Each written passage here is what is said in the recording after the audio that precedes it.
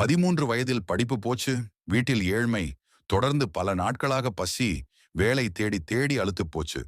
ஒரு நாள் பசியால் மயக்கம் அடைந்து ஒரு நாடக கொட்டகை வாசலில் சொருகும் கண்களுடன் அமர்ந்திருந்தான் அந்த சிறுவன்.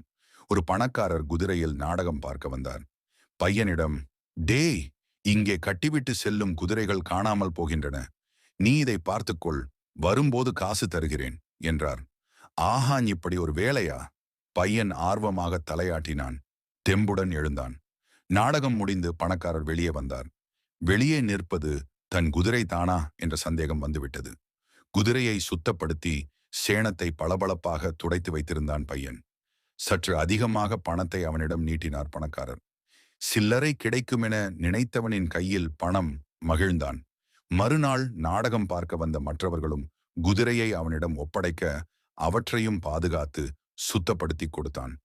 வருமானம் பெருகவே குதிரை லாயமே அமைத்து உதவிக்கு வேலைக்கு ஆள் அமர்த்தி முதலாளியாகிவிட்டான். அதோடு விட்டானா, நாடகங்களையும் கவனித்தான். மிகப்பெரிய இலக்கிய மேதை ஆகிவிட்டான். அந்த சிறுவன்தான் உலக புகழ் பெற்ற இலக்கிய மாமேதை ஷேக்ஸ்பியர்.